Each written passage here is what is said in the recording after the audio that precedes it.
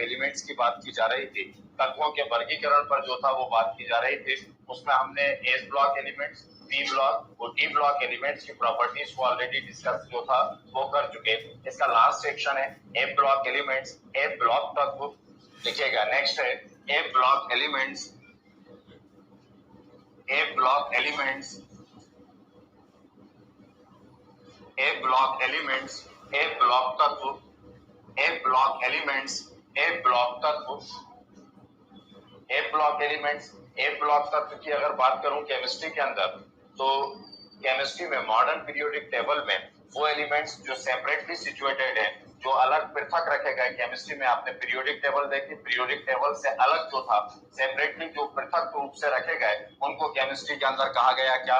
F block elements जो था वो कहा गया। वो एलिमेंट्स जो सेपरेटली सिचुएटेड है, वो एलिमेंट्स जो अलग से पृथक रूप से जो था वो रखे गए, उनको केमिस्ट्री के अंदर क्या कहा गया? एफ ब्लॉक एलिमेंट्स कहा गया। और क्यों कहा गया? वो रीजन क्या है केमिस्ट्री में कि वो एलिमेंट्स जितने भी हैं उन सबका लास्ट इलेक्ट्रॉन किस में इंटर होता है? एफ ऑर्बिटल के अंदर इंटर होता है। इसलिए केमिस्ट्री में एफ ब्लॉक एलिमेंट जो था वो कहा गया। तो हम उसको कैरेक्टर में लिखेंगे इस बात को कि उनको सेपरेटली सिचुएटेड है, वो पृथक रूप से उनको रखा गया। एफ ब्लॉक एलिमेंट्स किसे कहा जाता है? जब हम उसको डिफाइन करेंगे तो हम यही कहेंगे कि मॉडर्न पीरियोडिक टेबल के वो एलिमेंट्स जिसका लास्ट इलेक्ट्रॉन एफ ऑर्बिटल में इंटर होता है, उन्हें क्या कहा गया? एफ ब्लॉक एलिमेंट्स जो था वो कहा गया। तो उन्हें केमिस्ट्री के अंदर क्या कहा गया? एफ ब्लॉक एलिमेंट जो था वो कहा गया। फिर कैरेक्टरिस्टिक्स प्रॉपर्टीज क्या है उस पर बाद में बात करते हैं। पहले इतना लिखिएगा, in modern periodic table, in modern periodic table, in modern periodic table, in modern periodic table, in modern periodic table elements, in modern periodic table elements, which last electron, which last electron, which last electron, which last electron elements, which last electron, which last electron is entered F orbital, is entered F orbital, is entered F orbital, is entered F orbital is called F block elements, is called F block elements, is called F block elements, is called F block elements। Hindi में लिखेगा, आधुनिक आवर्त सारणी के वह तत्व, आधुनिक आवर्त सारणी के वह तत्व, आधुनिक आवर्त सारणी के वह तत्व जिनका अंतिम इलेक्ट्रॉन, आधुनिक आवर्त सारणी के वह तत्व जिनका अंतिम इलेक्ट्रॉन, आधुनिक आवर्त सारणी के वह तत्व जिनका अंतिम इलेक्ट्रॉन, जिनका अंतिम इलेक्ट्रॉन एफ कक्षक में प्रवेश करता है, जिनका अंतिम इलेक्ट्रॉन एफ कक्षक में प्रवेश करता है, जिनका अंतिम इलेक्ट्रॉन एफ कक्षक में प्रवेश करता है, जिनका अंतिम इलेक्ट्रॉन एफ कक्षक में प्रवेश करता है, उन्हें एफ ब्लॉक तत्व कहा जाता है, उन्हें एफ ब्लॉक तत्व कहा जाता है, उन्हें एफ ब्लॉक तत्व कहा जाता है। नेक्स्ट है properties of F block elements. F block तत्वों के विभिन्न गुण, properties of F block elements, f block तत्वों के विभिन्न गुण, properties of S block elements, S block तत्वों, एफ ब्लॉक तत्वों के विभिन्न गुण। देखा केमिस्ट्री के अंदर अगर एफ ब्लॉक एलिमेंट्स की बात की जाए तो एफ ब्लॉक एलिमेंट्स का पहले जर्नल इलेक्ट्रॉनिक कॉन्फ़िगरेशन पे बात करें। इसका क्या मतलब होता है आप जानते हैं। आउटर शेल के इलेक्ट्रॉनों को रिप्रेजेंट करने के लिए, अंतिम कक्ष के इलेक्ट्रॉनों को समझाने के लिए हम जिस टर्म का इस्तेमाल करते हैं वो कहलाता है जर्नल इलेक्ट्रॉनिक कॉन्फ़िगरेशन, वो कहलाता है सामान्य इलेक्ट्रॉनिक विन्यास। याद हो आपको कि जब एस ब्लॉक के बारे में बात कर रहे थे तो केवल लास्ट ऑर्बिट के इलेक्ट्रॉनों को एक्सप्लेन किया, NS122 बोला। जब पी की बात आई तब भी लास्ट ऑर्बिट के इलेक्ट्रॉनों को एक्सप्लेन किया, एन जो था NS2 NP126, ये था पूरे पी ब्लॉक का लास्ट ऑर्बिट। फिर मैंने आपको जब डी ब्लॉक समझा रहा था तो मैंने कहा था केमिस्ट्री के अंदर डी ब्लॉक ऑर्बिटल से जो डी ब्लॉक एलिमेंट जो है उनके लास्ट 2 ऑर्बिट जो था वो इनकम्प्लीट है। तो आपने देखा होगा कि उसका जब आपने जर्नल इलेक्ट्रॉनिक कॉन्फ़िगरेशन लिखा था तो लास्ट 2 शेल एक्सप्लेन करी थी। उसका था N-1 D1210 NS122, यही बोला था। तो कितने ऑर्बिट एक्सप्लेन किए थे? 2 ऑर्बिट जो था वो एक्सप्लेन किए थे। क्यों? क्योंकि d ऑर्बिटल जो है उनके लास्ट 2 ऑर्बिट जो था वो इनकम्प्लीट होते हैं। केमिस्ट्री में ए ब्लॉक एलिमेंट्स की एक खास बात यह है कि ए ब्लॉक एलिमेंट्स को जब स्टडी किया जाता है तो लास्ट 3 ऑर्बिट के बेसिस पे पढ़ा जाता है। डी ब्लॉक को कितने के बेसिस पर? लास्ट 2 ऑर्बिट के बेसिस पर। और ए ब्लॉक को पढ़ा जाएगा किसके बेसिस पे? लास्ट 3 ऑर्बिट के बेसिस पर। मतलब आपको जब जनरल इलेक्ट्रॉनिक कॉन्फ़िगरेशन लिखोगे तो कितने इलेक्ट्रॉन मेंशन करोगे? 3 इलेक्ट्रॉन जो था, मतलब 3 ऑर्बिट जो था वो मेंशन करोगे, 3 कक्ष जो था वो दर्शाओगे। तो जैसे आखिरी ऑर्बिट को मान ले n, तो इनर शेल कितना हो जाएगा? n-1 d, या मान लो Na से तो हो जाएगा n-1 d, और इनर शेल मतलब मोस्ट इनर जो हो जाएगा वो क्या हो जाएगा? n-2 f। यही था n-2 f। इसमें f में 1 2 14, d में 1 2 10 ये था। जैसे ज्यादातर जो आता है आप बुक में देखें तो यहाँ पर 1 से 2 भी लिखा मिल सकता है, क्योंकि जिन ऑर्बिटल्स को आप पढ़ते हैं उनमें 1 या 2 ही इलेक्ट्रॉन आते हैं। मैं ओवरऑल बात कर रहा हूँ इसलिए मैंने पूरा लिखा दिया। और ns 1 2 2 तो एक कॉमन बात लिखा रहा हूँ, मैं जनरल वे में लिखा रहा हूँ, है ना। तो आपको स्पेसिफिकली जब किसी का बताया होगा तो वहां पर नंबर जितने आते होंगे वो जो था वो लिखा जाएगा। तो 3 ऑर्बिट क्यों शो किए समझ में आया? क्यों? क्योंकि ए ब्लॉक के कितने लास्ट 3 ऑर्बिट जो था वो इनकम्प्लीट रहते हैं, अपूर्ण रहते हैं। लिखिएगा first point, journal electronic configuration, journal electronic configuration, journal electronic configuration, journal electronic configuration, journal electronic configuration of A block elements, of A block elements, of A block elements, of A block elements is ये लिखना, is ये पूरा लिखना n-2 f1 2 14 ये हिंदी में। A block तत्वों, first point, A block तत्वों का सामान्य इलेक्ट्रॉनिक विन्यास, ए ब्लॉक तत्वों, ए ब्लॉक तत्वों का सामान्य इलेक्ट्रॉनिक विन्यास, ए ब्लॉक तत्वों का सामान्य इलेक्ट्रॉनिक विन्यास ये लिखना, सामान्य इलेक्ट्रॉनिक विन्यास n-2 f1 2 14 n-1 d1 2 10 ns 1 2 2 होता है। देखा, तो इसको कितने ऑर्बिट के बेसिस पे पढ़ा जाता है?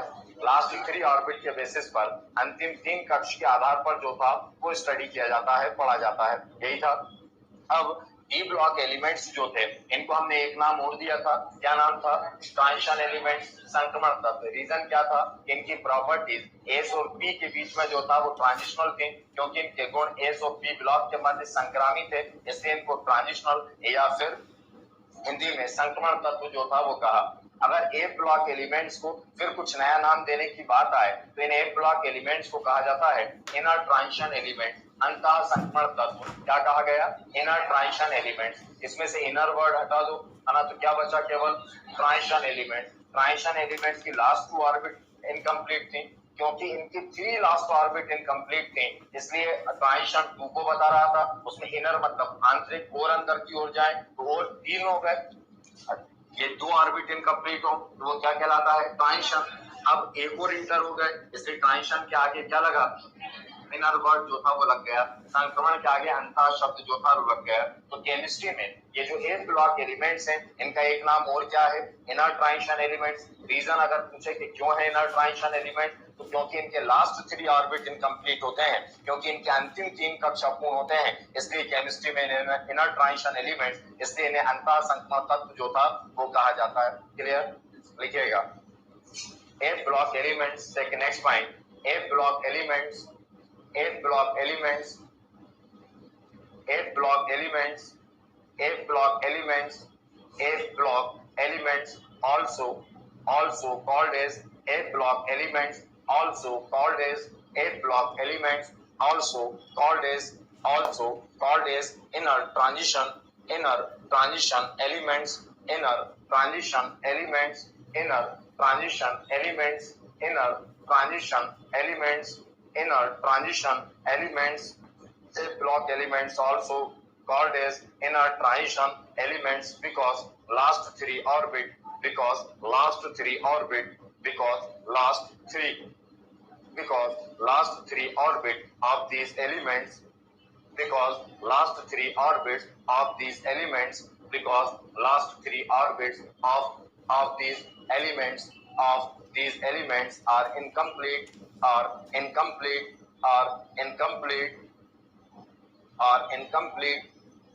क्यों कहा उसका रीजन भी बता दिया। हिंदी में लिखिएगा, एक ब्लॉक तत्वों को अंतः संक्रमण तत्व भी, एक ब्लॉक तत्वों को अंतः संक्रमण तत्व भी, एक ब्लॉक तत्वों को अंतः संक्रमण तत्व भी, एक ब्लॉक तत्वों को अंतः संक्रमण तत्व भी, एक ब्लॉक तत्वों को अंतः संक्रमण तत्व भी कहा जाता है। एक ब्लॉक तत्वों को अंतः संक्रमण तत्व भी कहा जाता है। अंतः संक्रमण तत्व भी कहा जाता है। अंतः संक्रमण तत्व भी कहा जाता है, क्योंकि इन तत्वों के अंतिम तीन कक्ष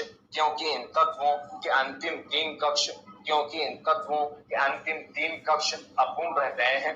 क्योंकि इन तत्वों के अंतिम तीन कक्ष अपूर्ण रहते हैं। क्योंकि इन तत्वों के अंतिम तीन कक्ष अपूर्ण रहते हैं।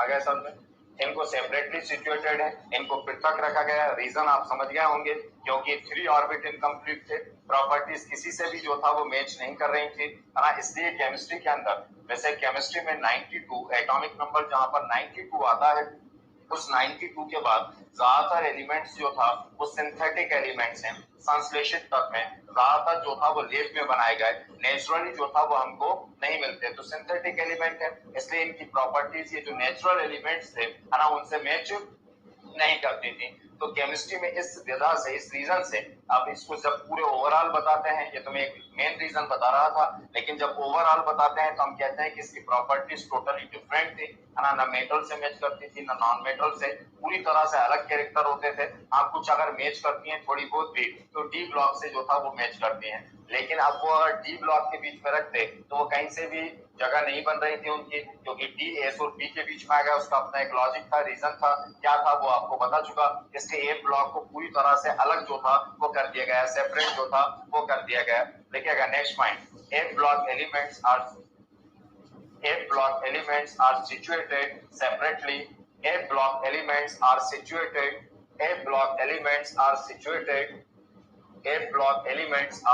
situated separately। A block elements are situated separately। A block elements are situated separately। A block elements are situated separately।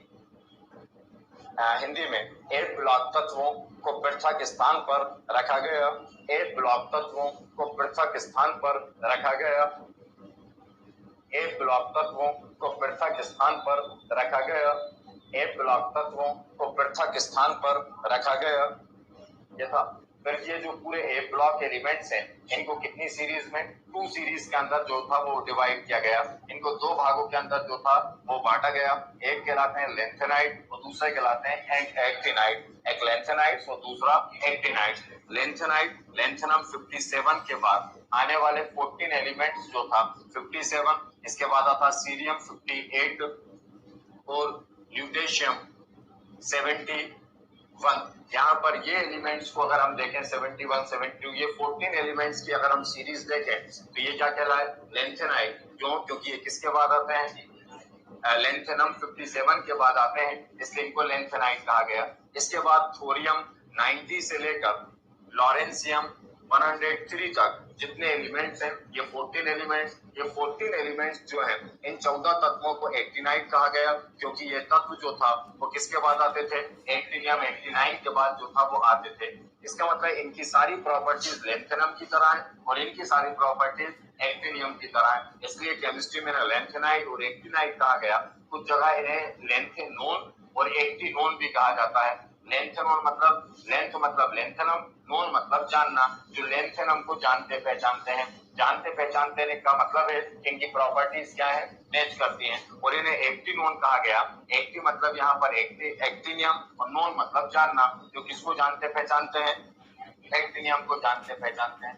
देखिएगा next point, in modern periodic table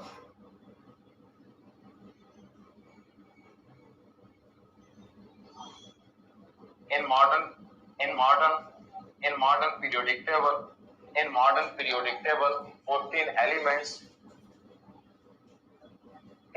periodic table 14 elements comes after. In modern periodic table 14 elements come after, comes after, comes after, comes after, lanthanum 57, comes after, lanthanum 57, lanthanum 57, lanthanum 57. These elements are collectively, these elements are collectively, these elements, these elements are collectively, these elements are collectively, these elements are collectively called as lanthanide. These elements are collectively, these elements are collectively called as, these elements are collectively called as lanthanide. These elements are collectively called as lanthanide.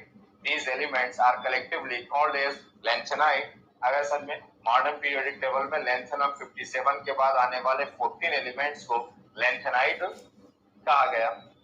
Hindi में लिखेगा आधुनिक आवर्त सारणी में lanthanum 57, आधुनिक आवर्त सारणी में लैंथेनम 57, आधुनिक आवर्त सारणी में लैंथेनम 57, आधुनिक आवर्त सारणी में लैंथेनम 57 के पश्चात लैंथेनम 57 के पश्चात आने वाले लैंथेनम 57 के पश्चात आने वाले 14 तत्वों आने वाले 14 तत्वों आने वाले 14 तत्वों को लैंथेनाइड कहा जाता है। आने वाले 14 तत्वों को लैंथेनाइड कहा जाता है। 14 तत्वों को लैंथेनाइड कहा जाता है। नेक्स्ट लिखिएगा in modern periodic table 14 elements, in modern periodic table 14 elements,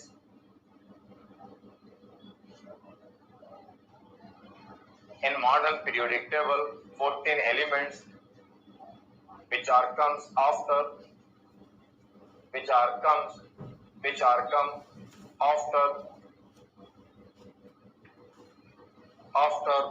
actinium 89, which are come after actinium 88, actinium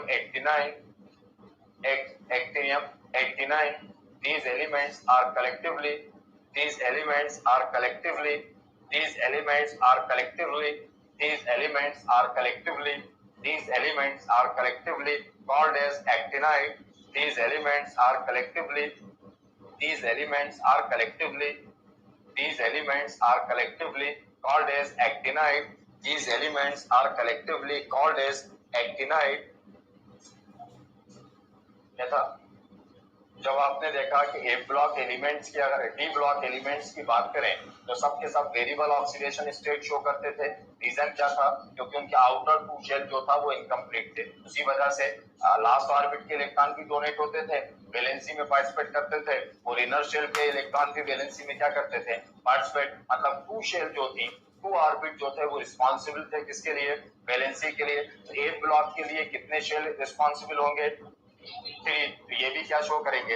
variable oxidation state. जैसे डी ऑर्बिटल के एलिमेंट्स एक से ज्यादा वैलेंसी शो करते थे, उसी तरह केमिस्ट्री में ए ब्लॉक एलिमेंट्स भी मोर देन वन वैलेंसी जो था वो शो करते हैं। मतलब परिवर्ती संयोजकता, जिसको आप कहते हैं वेरिएबल ऑक्सीडेशन स्टेट या वेरिएबल वैलेंसी। तो ये बिल्कुल डी की तरह जो था ये भी क्या शो करेंगे? Variable oxidation state. लिखिएगा A block elements,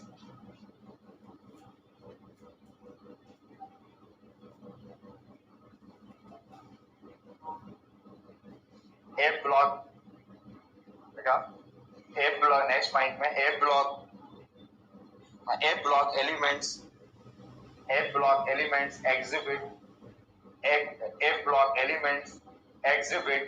exhibit variable oxidation state, exhibit variable oxidation state, variable oxidation state, variable oxidation state,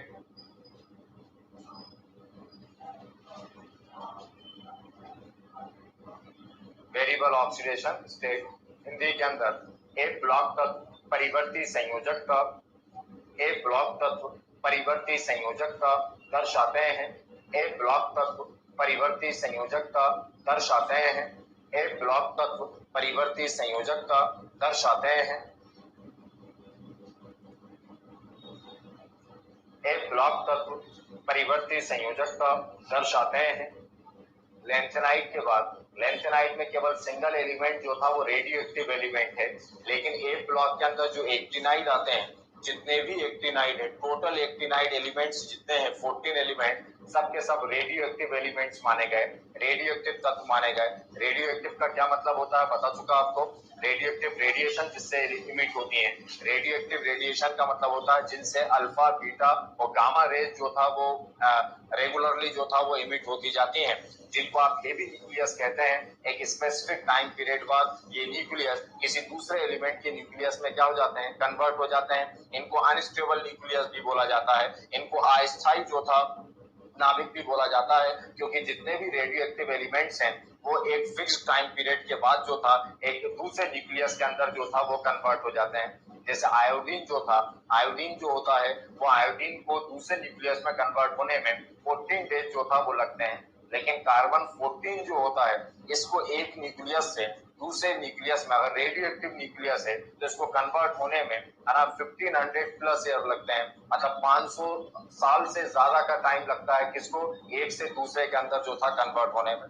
sodium का जो एलिमेंट होता है अगर वो रेडियो एक्टिव न्यूक्लियस है तो इसको न्यूक्लियस को एक से दूसरे में कन्वर्ट होने में 19 आवर्स जो था ना 19 घंटे जो था वो लगते हैं। तो सबका ये जो टाइम पीरियड है वो क्या होता है, डिफरेंट होता है, क्योंकि ये जितने भी रेडियो एक्टिव एलिमेंट्स होते हैं इनका न्यूक्लियस हमेशा क्या माने गए, अनस्टेबल माने गए। इनसे अल्फा, बीटा और गामा रेज इमिट होती हैं और एक स्पेसिफिक टाइम पीरियड के बाद जो था वो क्या हो जाती है, दूसरे न्यूक्लियस के अंदर जो था वो कन्वर्ट हो जाती हैं। इसलिए आप किसी को भी जवाब कहते हैं कि दुनिया में बहुत सारी चीजें जो था वो आइडेंटिफाई की गई, बहुत सारी चीजें जब पता चलती हैं, कहीं पर नई चीज खोजी गई, पता की गई, तो उसकी एज जो था वो बता दी जाती है, उसके आयु जो था वो बता दी जाती है कि ये दुनिया में कितनी पुरानी है। तो दुनिया में कितनी पुरानी है ये जो था वो बता दिया जाता है। उसका रीजन ही होता है कि हम किसी ना किसी फॉर्म में कार्बन तो यूज करते ही हैं, चाहे कार्बन डाइऑक्साइड के रूप में या किसी अन्य फॉर्म के अंदर। हमारे बॉडी के अंदर कार्बन जरूर है। कार्बन के दो एटम होते हैं, एक होता है कार्बन 12 और एक होता है कार्बन 14। अब जब कार्बन 14 अगर गया तो उसमें रेडिएशन होगा, रेडिएशन होगा तो मैंने क्या कहा, एक स्पेसिफिक टाइम पीरियड बाद वो दूसरे न्यूक्लियस में कन्वर्ट हो जाता है। तो वो जब उस पर्टिकुलर सब्सटेंस के अंदर वो चीज पाई जाती है तो हम देख लेते हैं कि ये कितना टाइम से कितना रेडिएशन, फिक्स्ड रेडिएशन जो रेट है उसकी जो दर है उत्सर्जित करने की वो तो फिक्स्ड है सबकी। तो आप पता कर लेते हैं कि इतना अमाउंट था, इसमें इतना जो था वो इमिट कर चुका, इतना उत्सर्जित कर चुका। अब रेट हमें पता है कि इतने टाइम में इतना ही जो था वो इमिट करता है, तो वो जितना इमिट कर चुका होगा, जितनी कमी आई होगी उससे हमें क्या पता चल जाता है, एज जो था वो पता चल जाती है। ऐसा कहा जाता है कि अगर ह्यूमन बॉडी की बात की जाए तो ह्यूमन बॉडी के अंदर हाइड्रोजन का जो रेडियो एक्टिव आइसोटोप्स है ना, एक होता है प्रोटियम 11, एक होता है 12 ड्यूट्रियम और एक होता है 13 tritium.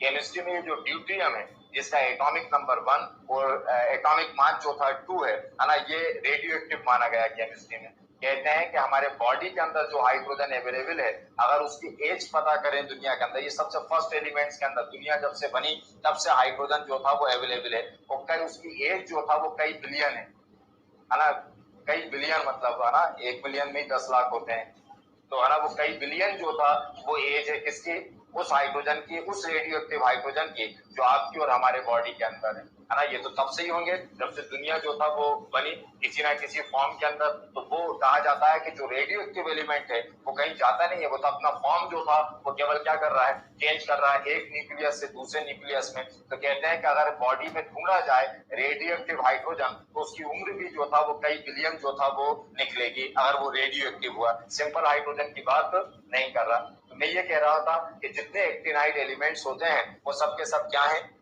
Radio active. Radio active का मतलब जानते हैं, सिंपल कहें तो जिनसे रेडियो एक्टिव रेडिएशन इमिट होता है, और कोई कहे कि ये रेडियो एक्टिव रेडिएशन क्या होता है तो इसका मतलब भी जानते हैं, जो क्या इमिट करते हैं, अल्फा, बीटा और गामा। ये था लिखिएगा, actinides are actinides are radioactive in nature, active in nature,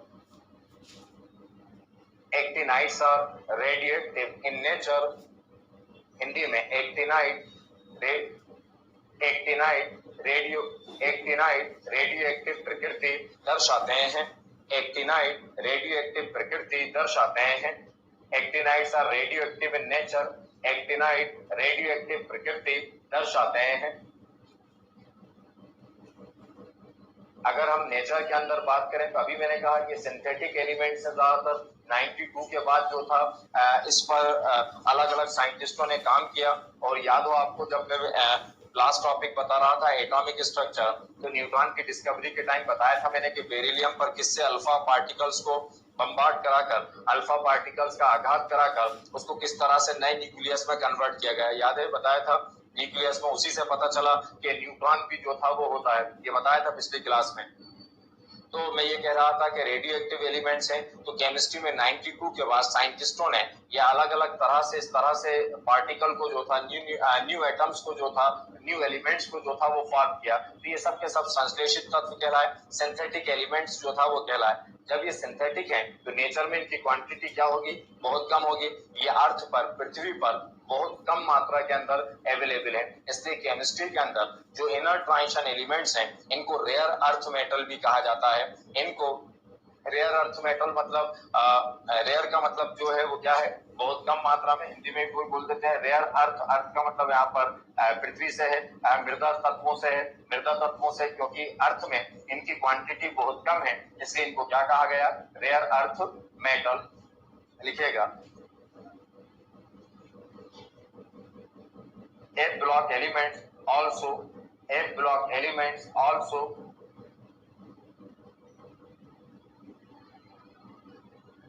A block elements also regarded as rare earth metal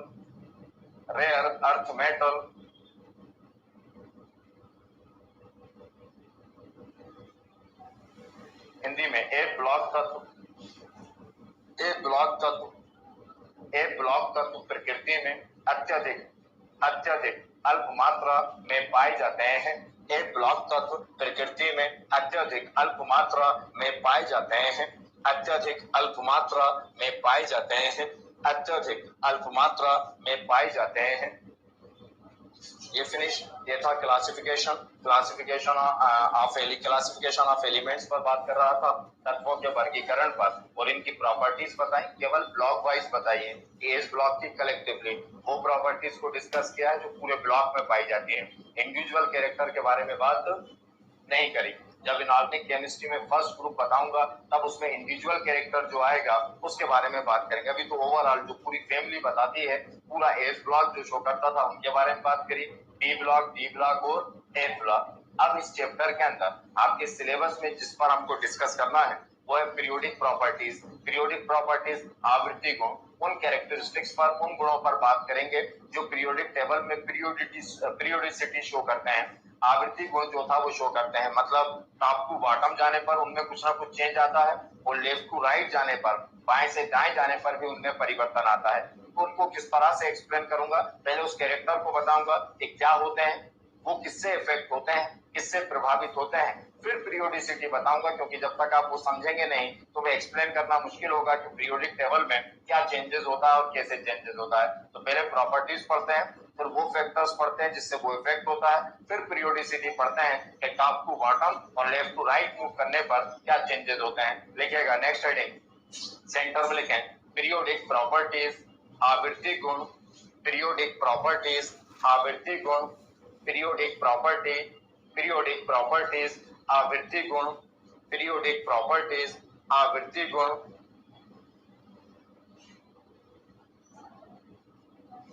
periodic properties आवृत्ति गुण। पहली जिस प्रॉपर्टीज को डिस्कस करूंगा वो है एटॉमिक रेडियस, परमाणु त्रिज्या, atomic radius, atomic radius, atomic radius, परमाणु त्रिज्या, एटॉमिक रेडियस, परमाणु त्रिज्या। अब एटॉमिक रेडियस, परमाणु त्रिज्या ये क्या है इसको समझें। कोई भी एटम, उस एटम के अंदर एक न्यूक्लियस है, उस न्यूक्लियस में प्रोटॉन और न्यूट्रॉन है, जिसको आपने न्यूक्लियस कहा, सेंटर कहा, नाभिक कहा। इसके चारों तरफ इलेक्ट्रॉन जो था वो रिवॉल्व कर रहा है। किसमें रिवॉल्व कर रहा है, किसमें चक्कर लगा रहा है, ऑर्बिट में, कक्ष में, शेल में, एक ही मतलब है। कक्ष बोलूं हिंदी में, ऊर्जा स्तर बोलूं, एनर्जी लेवल बोलूं, ऑर्बिट बोलूं या शेल बोलूं, यही था। तो किसमें मूव कर रहा है, ऑर्बिट के अंदर, शेल के अंदर जो था वो चक्कर लगा रहा है। अब जैसे सोडियम की बात करूं, एटॉमिक नंबर 11, 2 8 1, तो कितने ऑर्बिट होंगे इसमें? 3। कितने शेल हैं? 3। ये 2 इलेक्ट्रॉन, ये दूसरा शेल, ये था, ये तीसरा शेल। यहाँ पर कौन मूव कर रहा है? इलेक्ट्रॉन्स जो था वो मूव कर रहा है, इलेक्ट्रॉन्स मूव कर रहा है। तो रेडियस क्या होती है आप जानते हैं, सर्कुलर पाथ होता है। तो किसी भी एटम का जो सेंटर है, किसी भी परमाणु का जो केंद्र है, जिसको आपने न्यूक्लियस नाभिक कहा, वो नाभिक और उस इलेक्ट्रॉन का जो लास्ट ऑर्बिट है, लास्ट शेल है, उनके बीच की डिस्टेंस को जो था वो क्या कहा गया? सिंपल एटॉमिक रेडियस जो था वो कहा गया। एटॉमिक रेडियस क्या है? Atomic radius is the distance between nucleus and shell of last electron, shell of last electron या लास्ट शेल ऑफ इलेक्ट्रॉन, ऐसा भी बोल सकते हैं, ये ज्यादा सही है। लास्ट शेल ऑफ इलेक्ट्रॉन, क्योंकि कौन सा है वो तो अलग अलग हो जाएगा सबके अंदर। तो लास्ट शेल ऑफ इलेक्ट्रॉन, कोई भी लास्ट शेल इलेक्ट्रॉन की जो आखिरी कक्ष होगी, उनके बीच की दूरी जो थी वो क्या कहलाई? Atomic radius. तो डेफिनेशन तो समझ में आ गया, क्या था कि atomic radius is the distance between nucleus and last orbit of electron या लास्ट शेल ऑफ इलेक्ट्रॉन, किसी परमाणु के नाभिक और संयोजी का, वैलेंसी शेल भी कह सकते हैं, हिंदी में बोला तो याद आया। ऐसा भी कह सकते थे कि atomic radius is the distance between nucleus and valency shell, ये और बेहतर हो जाती है ना। लास्ट शेल कौन सी होगी नहीं, लेकिन वैलेंसी शेल तो हमेशा लास्ट ही है, ये भी बोल सकते हैं, आपकी मर्जी है जो भी बोलना। मीनिंग तो समझ में आ गया, कहने का तरीका आपके ऊपर है कैसे बोलना है आपको। तो atomic radius is the distance between nucleus and valency shell. अभी बात समझ, अभी चेंज हो जाती है, वो किस इलेक्ट्रॉन के बारे में बात की जा रही है, उस पर बात की जा रही है कि आप मान लीजिए किसी एटम में 10 इलेक्ट्रॉन है, तो अब सेकंड ऑर्बिट हो जाती है वैलेंसी शेल, अगर 11 है तो क्या हो जाती? थर्ड हो जाती। तो ये चेंज होगा, कोई फिक्स नहीं है कौन सी वैलेंसी शेल। तो डेफिनेशन तो समझ में आई। हिंदी में क्या, किसी परमाणु के नाभिक और संयोजी कक्ष के मध्य की दूरी को क्या कहा गया? एटॉमिक रेडियस, परमाणु त्रिज्या जो था वो कहा गया। बढ़े आगे। अब आपसे कई बार केवल इसको जो क्वेश्चन बनेगा वो कहेंगे एटॉमिक रेडियस पूछेंगे, कुछ फैक्टर्स पूछेंगे कि बताओ कि एटॉमिक रेडियस कब चेंज होती है या किससे इफेक्ट करती है, किससे प्रभावित होती है। तो सिंपल देखें कि अब वो फैक्टर्स पे बात करूं जिससे एटॉमिक रेडियस इंक्रीज होगी या डिक्रीज होगी। तो सबसे पहला फैक्टर होता है एटॉमिक रेडियस को इफेक्ट करने वाला न्यूक्लियर चार्ज, नाभिकीय आवेश। कौन सा चार्ज? Nuclear charge. अब न्यूक्लियर चार्ज कौन डिसाइड करेगा? प्रोटॉन, क्योंकि न्यूट्रॉन तो क्या है? न्यूट्रल। तो जिसको आप फोर्स ऑफ न्यूक्लियर अट्रैक्शन बोलते हैं, जिसको आप नाभिकीय आकर्षण बल बोलते हैं, उस नाभिकीय आकर्षण बल का नाम, उसका न्यूक्लियर चार्ज का मतलब ही है केमिस्ट्री के अंदर, है ना, न्यूक्लियर अट्रैक्शन फोर्स, नाभिकीय आकर्षण बल मतलब आवेश, नाभिकीय आवेश, न्यूक्लियर चार्ज, और न्यूक्लियर चार्ज का मतलब है क्या?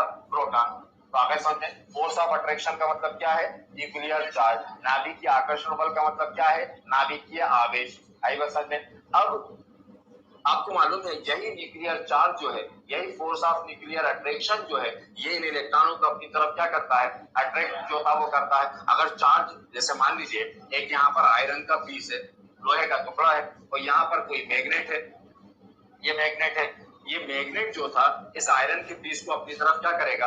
अट्रैक्ट करेगा। अब मान लीजिए आयरन के पीस की मैग्नेटिक कैपेसिटी जो था, अट्रैक्टिव पावर जो थी वो हमने बढ़ा दी, कोई बड़ी मैग्नेट जो था वो रख दी, इसकी अट्रैक्टिव पावर क्या हो जाएगी? बढ़ जाएगी। तो इनके बीच की डिस्टेंस क्या हो जाएगी? कम, क्योंकि वो उसको अपनी तरफ क्या करेगा? अट्रैक्ट करेगा। इसका मतलब न्यूक्लियर चार्ज जब बढ़ेगा, मतलब फोर्स ऑफ अट्रैक्शन जब बढ़ेगा, तो एटॉमिक रेडियस क्या हो जाएगी? कम हो जाएगी। मतलब आपसे जब भी कभी ये पूछा जाएगा कि कब एटॉमिक रेडियस इंक्रीज होती है और कब एटॉमिक रेडियस डिक्रीज होती है, तो आप एटॉमिक रेडियस के बारे में नहीं सोचोगे, आप तो क्या सोचोगे? न्यूक्लियर चार्ज के बारे में, न्यूक्लियर अट्रैक्शन के बारे में, कि वो कब इंक्रीज हो रहा है और वो कब डिक्रीज हो रहा। आई बस समझे यहाँ पर? तो एक पहला फैक्टर क्या हो गया? न्यूक्लियर चार्ज, नाभिकीय आवेश, है ना। तो क्या होगा? Atomic radius decreases with increasing the nuclear charge. परमाणु त्रिज्या घटती जाती है जब नाभिकीय आवेश बढ़ता जाता है। इसमें कोई प्रॉब्लम किसी को तो नहीं, है ना। दूसरा, नंबर ऑफ ऑर्बिट, कक्षों की संख्या। ये बिल्कुल सिंपल है, कक्षों की संख्या। क्या अभी इसमें नंबर ऑफ ऑर्बिट्स क्या है? 3। अब मान लीजिए कोई एक एटम होता जिसमें नंबर ऑफ ऑर्बिट जो था वो 2 ही होते, नंबर ऑफ ऑर्बिट 2 होते, तो एटॉमिक रेडियस किसमें ज्यादा होती? जिसमें 3 ऑर्बिट है। इसका मतलब नंबर ऑफ ऑर्बिट इंक्रीज होते जाएंगे, कक्षों की संख्या बढ़ती जाएगी। तो कक्षों की संख्या बढ़ती जाएगी तो जो एटॉमिक रेडियस है, परमाणु त्रिज्या है, वो भी क्या होती जाएगी? इंक्रीज होती जाएगी। अब इसको भी आपको रीजन देना, अगर रीजन की बात आए, कारण की बात आए, तो रीजन एक ही दोगे आप हमेशा, तो वो होगा न्यूक्लियर चार्ज। अब आप है वही चीज, बस आपको फैक्टर्स अलग अलग तरह से देखने का अंदाज जो था वो बताया जा रहा है। इफेक्ट तो एक ही चीज करती है, वो क्या है? अब आपसे मैंने कहा कि नंबर ऑफ ऑर्बिट इंक्रीज होंगे तो एटॉमिक रेडियस भी क्या होगी? इंक्रीज होगी। क्यों? क्योंकि जब दूरी बढ़ती है तो जो अट्रैक्शन है, जो आकर्षण है, वो क्या होता जाता है? कम होता जाता है। तो जब दूरी बढ़ती जाएगी, सीधी सी बात है, दो एक जैसी मैग्नेट रखी जाए, बिल्कुल सेम मैग्नेट रखी गई। अब लोहे का टुकड़ा, एक आयरन पीस यहाँ पर है और एक आयरन पीस जो था वो यहाँ पर है, तो किसमें अट्रैक्शन ज्यादा होगा? जहाँ डिस्टेंस जो था वो कम होगी। तो वही कह रहा हूँ, ऑर्बिट जब इंक्रीज होंगे तो डिस्टेंस बढ़ेगी, डिस्टेंस बढ़ने से अट्रैक्शन कम होगा, अट्रैक्शन कम होने से जो था रेडियस जो था वो क्या हो जाएगी? बढ़ जाएगी। अगले क्वेश्चन में तो सेकंड फैक्टर क्या हो गया? Number of orbit. अगले क्वेश्चन में फिर लिखा है इकट्ठा दूंगा यहाँ पर। एटॉमिक रेडियस समझ गए थे? Atomic radius is the distance between nucleus of an atom and valency shell. परमाणु के नाभिक और संयोजी कक्ष के मध्य की दूरी को परमाणु त्रिज्या कहा जाता है। पहला फैक्टर क्या है? न्यूक्लियर चार्ज, नाभिकीय आकर्षण। Atomic radius decreases with increasing the nuclear charge. नाभिकीय आकर्षण जैसे जैसे बढ़ता जाएगा, नाभिकीय आवेश बढ़ता जाएगा, परमाणु त्रिज्या कम होती जाएगी। सेकेंड फैक्टर था नंबर ऑफ ऑर्बिट, कक्षों की संख्या। क्या था? Atomic radius increases with increasing the number of orbit. कक्षों की संख्या बढ़ती जाएगी तो परमाणु त्रिज्या भी बढ़ती जाएगी। तीसरा है शील्डिंग इफेक्ट, है ना, हिंदी में बोलते हैं परिरक्षण प्रभाव। केमिस्ट्री के अंदर एटम पर जब वर्क किया जाता है तो एक इफेक्ट पर काम किया जाता है, उसको कहते हैं शील्डिंग इफेक्ट, उसको कहते हैं परिरक्षण प्रभाव। शील्डिंग का मतलब वही जो आप फील कर रहे हो, जो आपने समझा शील्डिंग का। शील्ड मतलब समझ गए, सुरक्षा कवच, शील्ड, है ना, तो वो शील्ड ही है, वो शील्डिंग इफेक्ट। हिंदी में परिरक्षण, परि मतलब आवरण, रक्षा मतलब रक्षा करने वाला, मतलब रक्षा करने वाला एक आवरण। शील्डिंग का मतलब शील्ड से ही है ना। और परि हिंदी में समझाऊं तो परिरक्षण, परि का मतलब होता है आवरण, रक्षण का मतलब होता है रक्षा करना, मतलब रक्षा करने वाला एक कवच, रक्षा करने वाला एक आवरण। अब वो क्या है? वो आवरण, वो शील्डिंग जो है वो क्या है?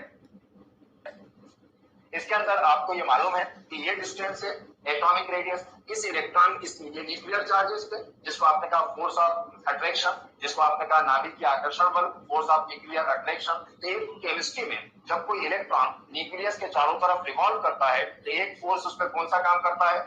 Force of attraction, nuclear charge, nuclear attraction force, या हिंदी में कहूं तो नाभिकीय आकर्षण बल। अच्छा, अगर वो अकेला आकर्षण बल होता कि अगर कोई एक सब्सटेंस है और हम सब मिलकर केवल इसको अट्रैक्ट करने की कोशिश करें तो ये 100% अट्रैक्ट हो जाएगा ये अट्रैक्ट, क्योंकि हम सब मिलकर जो था इसको क्या कर रहे हैं? अट्रैक्ट करने की कोशिश कर रहे हैं। लेकिन ऐसा हो नहीं पाता केमिस्ट्री में कि वो इलेक्ट्रॉन को, वो न्यूक्लियस जो था पूरी तरह से अपनी तरफ क्या कर ले? अट्रैक्ट। क्यों नहीं हो पाता वो देखें। अब इनके बीच में भी तो इलेक्ट्रॉन्स है, इनके बीच में तो फोर्स ऑफ अट्रैक्शन है, लेकिन इनर शील्ड भी है कि नहीं? आखिरी में तो कौन सा इलेक्ट्रॉन था? एक ही, उसके बीच में वो 10 इलेक्ट्रॉन भी तो है टोटल। तो इलेक्ट्रॉन और न्यूक्लियस के बीच में कौन सा चार्ज काम करता है? फोर्स ऑफ अट्रैक्शन, क्योंकि इलेक्ट्रॉन पे नेगेटिव और न्यूक्लियस पे पॉजिटिव। तो इनमें कौन सा चार्ज है? उनमें कौन सा अट्रैक्शन है? फोर्स ऑफ, किस किस के बीच में? न्यूक्लियस और इलेक्ट्रॉन। लेकिन सारे इलेक्ट्रॉनों पर कौन सा चार्ज है? Negative charge. उनके इलेक्ट्रॉन अब न्यूक्लियस को थोड़ी देर भूल जाओ, तो इलेक्ट्रॉन के बीच में कौन सा चार्ज काम करेगा? अट्रैक्शन या रिपल्शन? रिपल्शन। अच्छा, ये अट्रैक्शन और रिपल्शन एक दूसरे के अपोजिट है कि नहीं? एक मतलब अगर अट्रैक्शन है उसको अपनी तरफ खींच रहा है तो वो रिपल्शन का जो बल्क अमाउंट होगा, जो एसोसिएट फॉर्म होगा, जो उसका रिजल्टेंट होगा, जो उसका परिमाण होगा, जो पूरा रिजल्ट होगा उसका, जो वो सब मिलकर उसके अपोजिट काम कर रहे होंगे कि नहीं? कि वो न्यूक्लियस उसको अपनी तरफ अट्रैक्ट करने की कोशिश कर रहा होगा, लेकिन वो सारे इलेक्ट्रॉनों ने मिलकर वहां पर एक रिपल्शन फोर्स जनरेट किया, वहां पर एक प्रतिकर्षण बल जनरेट किया, प्रतिकर्षण बल रिपल्शन फोर्स जनरेट किया, और वो रिपल्शन, पूरा सब रिपल्शन मिलकर उस न्यूक्लियस के सामने आकर खड़े हो जाते हैं कि हम तुम्हें इलेक्ट्रॉनों को अपनी तरफ अट्रैक्ट नहीं करेंगे, क्योंकि रिपल्शन अट्रैक्शन का क्या है? अपोजिट। अगली बात समझ आए तो मैं जब शील्डिंग इफेक्ट कहता हूं, जब केमिस्ट्री में कोई भी कौन सा इफेक्ट कहेगा? हिंदी में क्या कहेगा? परिरक्षण प्रभाव। मतलब मैं किसकी बात कर रहा हूं? रिपल्शन बिटवीन इलेक्ट्रॉन्स, है ना। जब भी आप आंसर दे पाओगे। तो मैंने कहा, जैसे मैं सिंपल कहूं, बताते जाना आप उसका क्या मतलब निकालते हो। मैंने कहा इंक्रीज द शील्डिंग इफेक्ट। मैंने क्या कहा? Increase the shielding effect. मैंने कहा कि परिरक्षण प्रभाव बढ़ता है, इसका मतलब आप क्या निकालोगे? Increase the repulsion between electrons, मतलब मैंने कहा increase the shielding effect, it means increase the repulsion between electron. मैंने कहा परिरक्षण प्रभाव बढ़ता है, मतलब इलेक्ट्रॉनों के बीच में क्या बढ़ता है, पृथ्वीकर्षण। अच्छा, पृथ्वीकर्षण जब बढ़ेगा, रिपल्शन जब बढ़ेगा, तो फोर्स ऑफ अट्रैक्शन क्या होगा, कम होगा। और फोर्स ऑफ अट्रैक्शन कम होगा तो जो साइज है वो क्या होता जाएगा, बढ़ता जाएगा। घटता तो कम है जब अट्रैक्शन जो था वो बढ़े। तो हम मैं सिंपल सा रिजल्ट पे आऊं तो मैं कहूं कि शील्डिंग इफेक्ट बढ़ता है, परिरक्षण प्रभाव बढ़ता है, परिरक्षण प्रभाव, तो एटॉमिक रेडियस बढ़ेगी। शाबाश, कोई डाउट अभी भी? शील्डिंग इफेक्ट बढ़ता है तो एटॉमिक रेडियस भी क्या होती है, क्यों?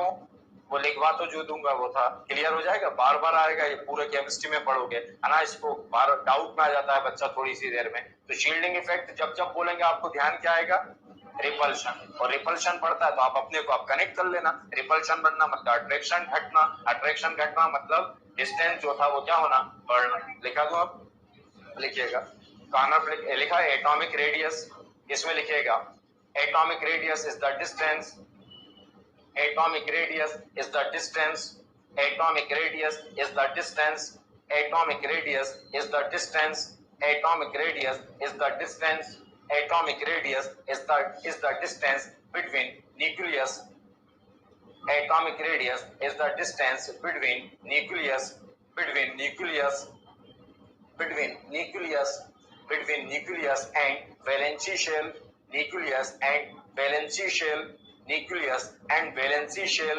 nucleus and valency shell।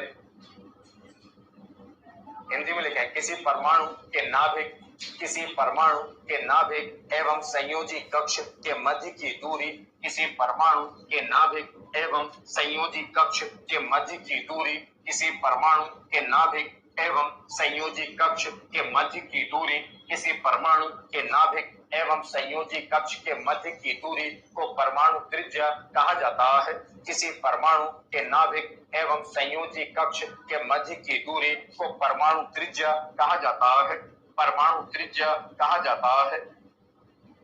किसी परमाणु के नाभिक एवं संयोजी कक्ष के मध्य की दूरी को परमाणु त्रिज्या कहा जाता है। Next heading, factors, factors which affect the atomic radius, factors which affect the atomic radius, factors which affect the atomic radius, परमाणु त्रिज्या को प्रभावित करने वाले कारक, परमाणु त्रिज्या को प्रभावित करने वाले कारक। Factors which affect the atomic radius, परमाणु त्रिज्या को प्रभावित करने वाले कारक। फर्स्ट है न्यूक्लियर चार्ज, नाभिकीय आवेश, न्यूक्लियर चार्ज, नाभिकीय आवेश, न्यूक्लियर चार्ज, नाभिकीय आवेश, समझाई दिया है ना, लिख लें। Atomic radius decreases, atomic radius decreases with increasing the nuclear charge, यही बोला था। जो बोलूं उससे आप मतलब उसको कुछ दिक्कत हो तो पूछिएगा, वैसे समझा चुका हूं।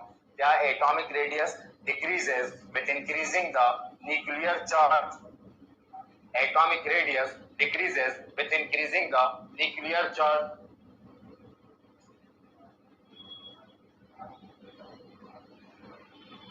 atomic radius decreases with increasing the nuclear charge।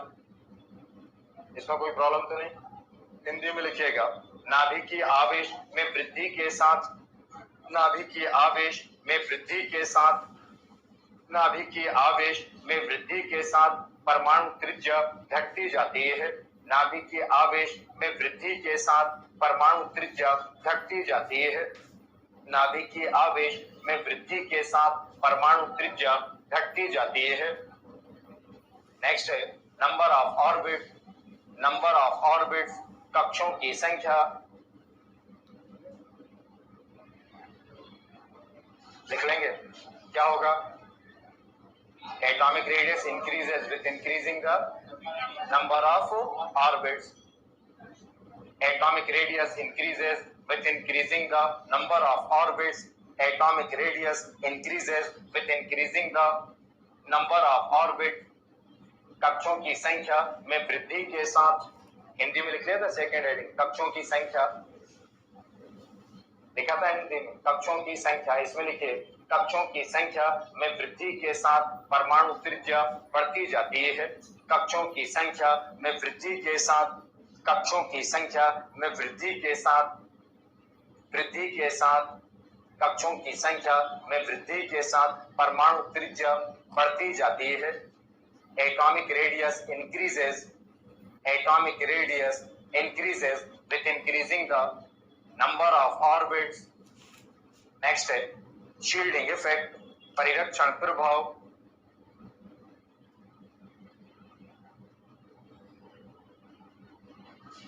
क्या होगा इससे? शील्डिंग इफेक्ट, परिरक्षण प्रभाव बढ़ेगा तो एटॉमिक रेडियस भी बढ़ेगी। समझ गए ना? शील्डिंग इफेक्ट मतलब रिपल्शन, बस ये रिपल्शन बिटवीन इलेक्ट्रॉन, है ना? पूरे 12th भी आता है। तो केमिस्ट्री में खास तौर से कुछ ग्रुप्स ऐसे हैं जहां पर इसी के बेसिस पर पूरी कैरेक्टरिस्टिक जो था पढ़े जाते हैं। केमिस्ट्री में आप एक ग्रुप को पढ़ेंगे, फिर 13, 14 तो 15 पूरा 3 ग्रुप ऐसे हैं केमिस्ट्री में जो केवल शील्डिंग इफेक्ट के बेसिस पर जो था वो पढ़े जाते हैं, इसलिए समझना जरूरी है। देख लीजिए, atomic radius increases with increasing the shielding effect, परिरक्षण प्रभाव में वृद्धि के साथ, हेडिंग क्या थी? परिरक्षण प्रभाव। इसमें परिरक्षण प्रभाव में वृद्धि के साथ, परिरक्षण प्रभाव में वृद्धि के साथ, परिरक्षण प्रभाव में वृद्धि के साथ परमाणु त्रिज्या बढ़ती जाती है। परिरक्षण प्रभाव में वृद्धि के साथ परमाणु त्रिज्या बढ़ती जाती है। Atomic radius increases with increasing the shielding effect. ठीक है ना? अब पीरियोडिक कैरेक्टर पर आएंगे। पीरियोडिक कैरेक्टर मतलब क्या स्टडी करना? टॉप टू बॉटम, ग्रुप में ऊपर से नीचे जाए तो क्या होगा, और पीरियड्स में आवर्त में बाएं से दाएं जाए तो क्या होगा। इनऑर्गेनिक केमिस्ट्री सबसे टफ पोर्शन है अगर केमिस्ट्री का, अगर सिंपल तरीके से पढ़ता, आप सोचते समझते नहीं और सोचते समझते हो, इससे आसान चीज नहीं है। पहला सबसे पावरफुल चीज इसकी पीरियोडिसिटी है, कि मतलब एक बात जो पढ़ी वही चीज क्या होना है, आगे रिपीट होना है। जो सोचकर समझ के लिए नहीं पढ़ते, यही दूसरों के लिए दिक्कत है, क्योंकि उनको लगता है सब तो एक चीज ही जैसी लिखा रहा है।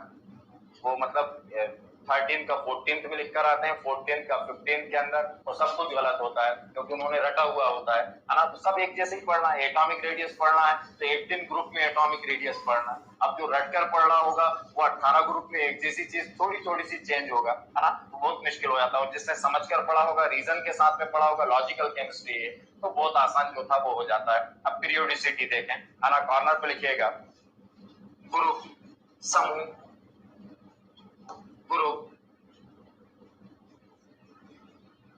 ग्रुप, समूह। अब ओवरऑल समूह की बात कर रहे हैं, स्पेसिफिकली बात नहीं कर रहा है कि फर्स्ट सेकंड थर्ड। पूरी केमिस्ट्री में ग्रुप में क्या होगा?